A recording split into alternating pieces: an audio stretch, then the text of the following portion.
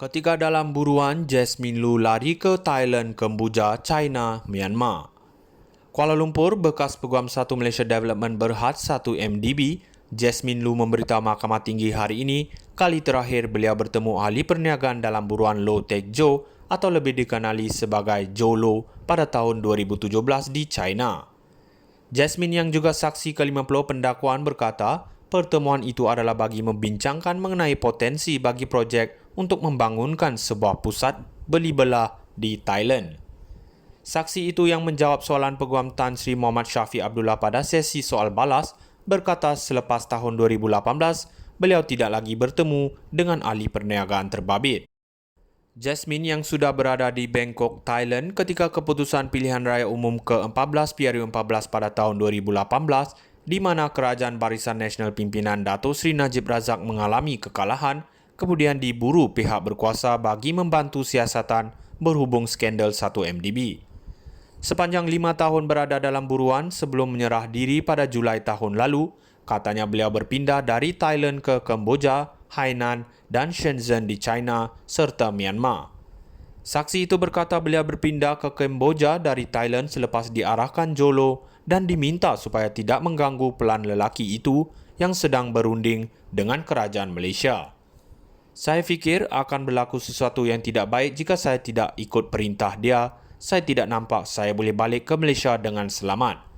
Saya ada bercakap secara langsung dengan dia. Dia ugut saya bahawa akan ada kesan terhadap saya jika pulang ke tanah air, jadi saya rasa terancam. Saya tidak mahu merisikokan diri saya walaupun saya tidak buat kesalahan, katanya. Disoal oleh Muhammad Syafiq sama ada beliau membuat laporan polis terhadap Jolo kerana diugut, saksi itu menjawab beliau tidak berbuat demikian kerana merasakan sentiasa terancam dan sering diperhatikan. Katanya beliau tidak mahu membahayakan diri sendiri dengan membuat sebarang tindakan bertentangan dengan apa yang diarahkan Jolo, iaitu untuk kekal berada di lokasi yang diarahkan. Disoal lanjut oleh Muhammad Syafiq, sama ada beliau membuat laporan polis selepas kembali ke Malaysia, Jasmine menjawab, belum lagi, saya akan mengambil nasihat daripada peguam saya. Sementara itu, saksi itu memberitahu mahkamah, beliau menerima beberapa barangan mewah antaranya jam tangan Richard Mille ketika berkhidmat di 1 MDB dan beg tangan Hermes ketika meninggalkan syarikat itu. Apabila disoal sama ada pernah bercuti berparti dan berjudi bersama Jolo di beberapa tempat termasuk di Las Vegas, Amerika Syarikat, Jasmine berkata beliau tidak menafikannya kerana ia adalah perkara biasa yang dilakukan antara kawan rapat.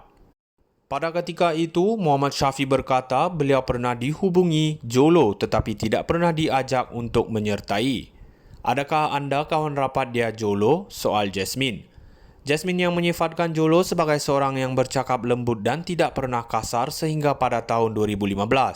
Turut bersetuju dengan cadangan bahawa beliau ditaja sepenuhnya oleh lelaki itu menonton perlawanan Piala Dunia di Rio de Janeiro, Brazil membabitkan perlawanan separuh akhir antara Jerman dan Brazil.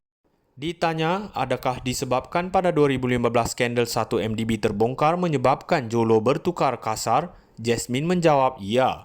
Katanya dalam satu perlawanan syukur akhir yang disertainya, Jolo sepanjang ingatannya turut membawa bekas bintang bola sepak Inggeris David Beckham dan model Brazil Adriana Lima serta pelakon Leonardo DiCaprio.